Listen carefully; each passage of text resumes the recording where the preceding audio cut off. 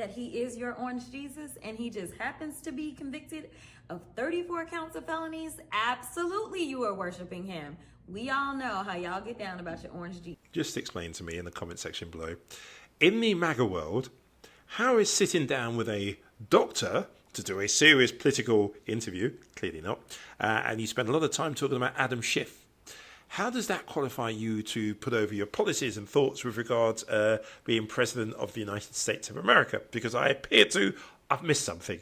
Comment section now if you could shed some light on that. These are not stupid people. I call him Watermelon Head. He's got the thinnest neck I've ever seen, how it holds up that head. He's got a neck that's about a size 6. Very unattractive guy, both inside and outside. And people say, oh, that's such a terrible thing to say. That's okay. Very unattractive guy. Here's the thing. These are bad people. And is it your sense that when we're past the Trump era, which could be as early as next year, that some possibility of normalcy could return, or are these people too far gone? No, I'm actually quite optimistic about the future. I think when Donald Trump leaves the stage for good, and I hope and pray it's in November, I think the Republican Party decides to move on, that they lost with him over and over and over again. And if not for the sake of our country, then for the sake of their own party, they need to move on. There will be others who try to be Trump imitators for some time, but I don't think they'll have his gift at grift. He is a uniquely talented arsonist. Others tried. You saw Ron DeSantis try in the presidential campaign and fall flat on his face.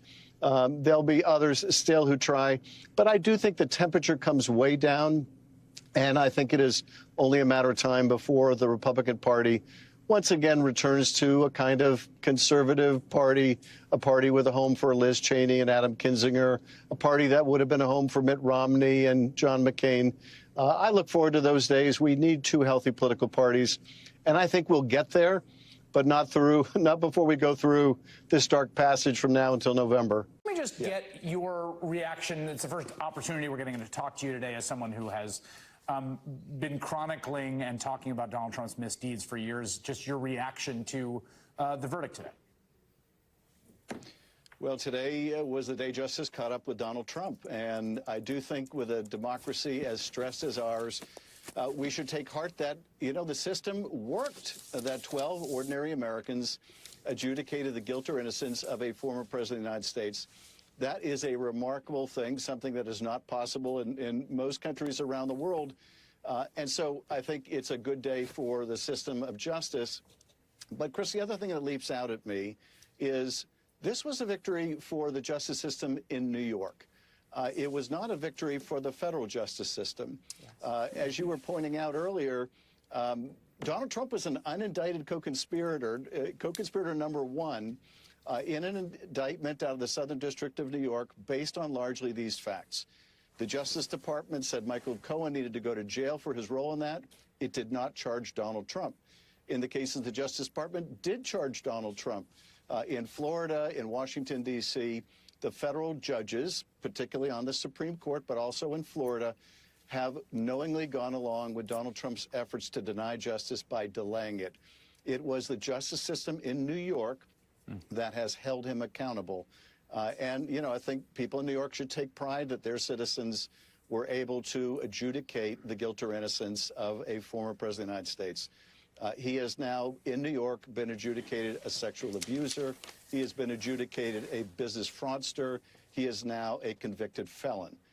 And someone with that kind of record is patently unfit for office. And that's my quick takeaway on. Guess who's back? Alvin Bragg is back. Yeah, Steve Bannon, who's going to get locked up maybe during that time where he's in prison for 4 months, starting July the 1st. He may resume his relationship with water, having a shower and soap, because he looks kind of a mess on the outside, and who knows what garbage there is on the inside. But anyway, his little spell in jail is the least of his problems, because Alvin Bragg is back. Yep.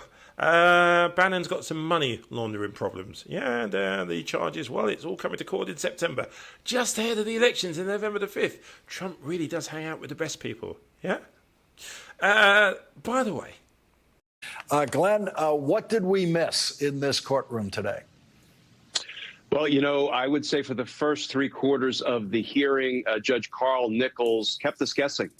He asked probing questions of John Crabb, the prosecutor. He asked equally probing questions of David Schoen, the defense attorney. And it really wasn't until near the end of the hearing, as he was going through his findings, that he said, look, the reason I originally stayed Judge Steve Bannon's sentence was because I thought he might have a viable legal issue on appeal. However, when the 3-judge panel of the D.C. Federal Circuit Court of Appeals unanimously and in a full-throated way basically rejected that legal issue, Judge Nichols at that point said, I have no basis to continue to stay the execution of his sentence. I am accordingly ordering him to report to the Federal Bureau of Prisons by July 1st to begin his 4-month sentence. And, you know, it's interesting, Lawrence, because that seemed to make Steve Bannon unhappy, but it really made Steve Bannon's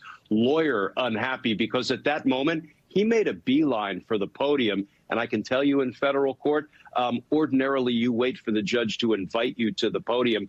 He raised his voice. He got angry. He began yelling. And the judge had to basically shut him down and say that is no way to behave in the courtroom. So he may have been performing for Steve Bannon or perhaps another audience, but it's pretty clear that Judge Nichols finally decided enough was enough. There's no reason for Steve Bannon to remain at liberty, and he will be now joining Peter Navarro, perhaps in the same facility, perhaps not, because Peter Navarro is serving his sentence for the identical contempt of Congress crimes. And these 4 months might be the shortest sentence that Steve Bannon gets. He's facing money laundering charges in New York City, a case brought by Alvin Bragg. It's being heard, by the way, by Judge Juan Merchan, who, of course, has been busy with the Trump case. Now he's not so busy. That could speed up the movement of the Bannon case in New York City. And that's a case where Donald Trump actually pardoned Steve Bannon for the federal version of that case. He'd already been accused and indicted federally, but Donald Trump issued a pardon to eliminate the federal case. Alvin Bragg picked it up as a state case. Yeah, and it's nice to see once Donald Trump did that enormous favor for Steve Bannon and, you know, pardoned him for charges that at their core involved Steve Bannon stealing from Trump supporters, claiming he was going to be using the money to build a wall, all the while just lining his own pockets. And, you know, virtually with one foot out the door, Donald Trump pardoned him. Fortunately, the New York State authorities then picked it up, began their investigation in earnest, and it has taken some time. But, you know, ironically, a 4-month prison term might end up being the least of Steve Bannon's problems. The president today was asked in Normandy by David Muir about his son being on trial now, Hunter Biden. Let's listen to that. How important do you think this conviction should be in this race for president? That's for the public to decide, but one thing for certain is stop undermining the rule of law. Look, he got a fair trial. The jury spoke like they speak in all cases, and it should be respected. As we sit here in Normandy, your son Hunter is on trial, and I know that you cannot speak about an ongoing federal prosecution. But let me ask you, will you accept the jury's outcome, their verdict, no matter what it is? Yes. And have you ruled out a pardon for your son? Yes. Glenn, a pretty big contrast between Joe Biden's respect for judicial process and Donald Trump.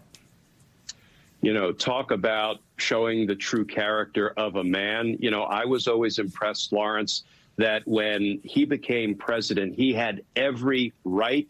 And indeed, the normal course of business is to ask for the resignation of all U.S. attorneys and appoint your own U.S. attorneys that share your, you know, criminal justice priorities. He left a Republican-appointed U.S. attorney in place to continue uninterrupted the investigation of his own son. And by all accounts, he has done nothing to interfere. And he is on record as saying, I would not pardon my son if he were criminally convicted. I'll tell you, that feels to me like where the duties of a president might conflict with the duties of a father. And look at the choice he has made. It's to do the right thing by the rule of law and the right thing by the country. Talk about the measure of the man. I think that tells you everything you need to know about President Biden. Glenn Kirshner, thank you very much for joining us tonight. Thank you. And coming up, Florida's Republican Senator Rick Scott voted against contraception yesterday in the United States Senate. Clarence Thomas.